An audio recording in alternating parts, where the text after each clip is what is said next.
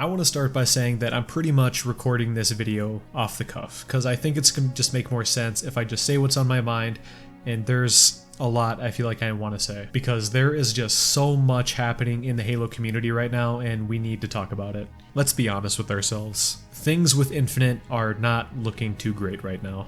If you just look at everything that's happened since the July reveal, it's been almost nothing but bad news. Ever since July, they've been dropping these bombshells and then proceeding to just go almost completely radio silent.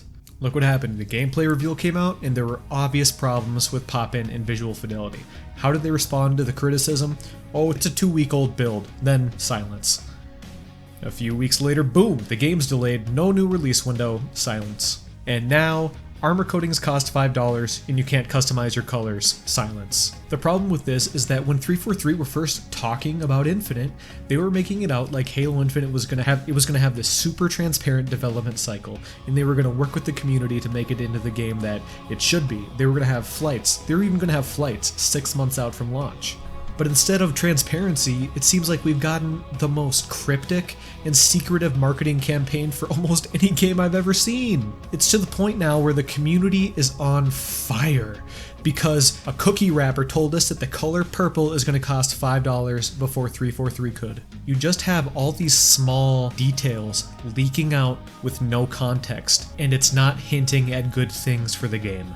And as of the time of recording this video, the Reddit post linking to Sean W's original tweet where he kind of revealed that the armor coating thing has almost 40,000 upvotes and a ton of awards. So obviously this is a big deal to everyone. And the fact that 343 is remaining silent on this, it just only makes it seem like the microtransactions are as bad or worse than the cookies make it seem.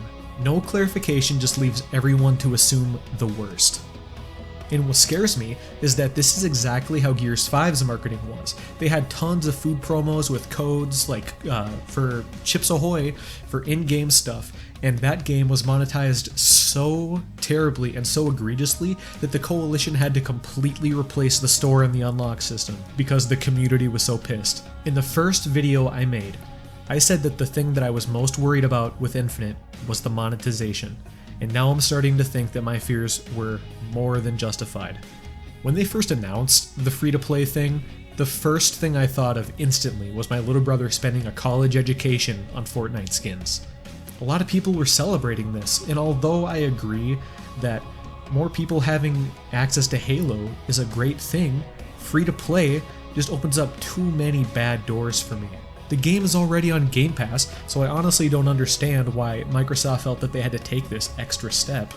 If you take a step back and look at everything, there's 15 million people on Game Pass. Halo Infinite is going to launch on Game Pass, and the multiplayer is going to be free to play. So I would argue that the majority of the players aren't going to be shelling out for the full price game. And by full price game, I mean half a game, because it's just the campaign and they're charging $60 for it. And you know who's actually going to shell out $60 for the campaign? Is us, the Halo community, that have kept this franchise alive for 10 years through all of its lows. We never gave up on this game. And now we're going to have to pay full price for half a game, because remember, the multiplayer is free to play, and then also be subjected to free to play monetization. That just feels like a slap in the face, man.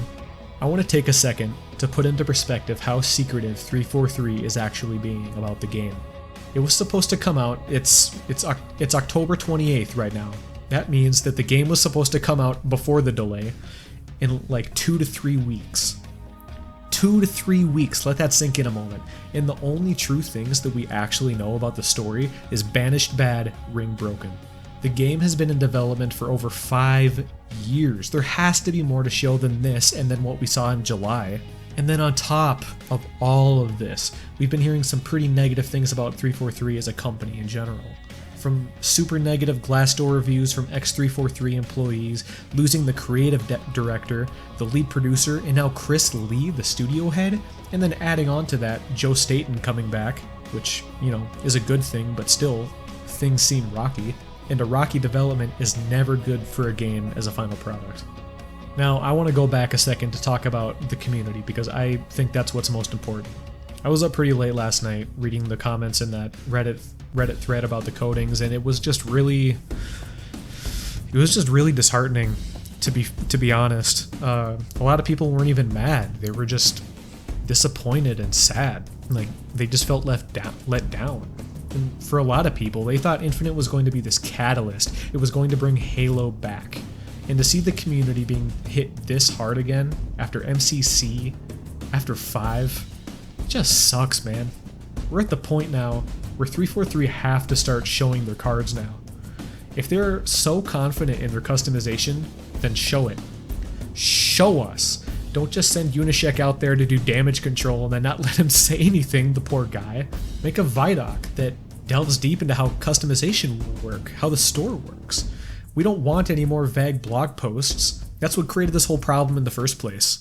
The time has come to start showing us things, guys, because this cryptic marketing tactic just blew up in your face. I hope that 343 can turn this around.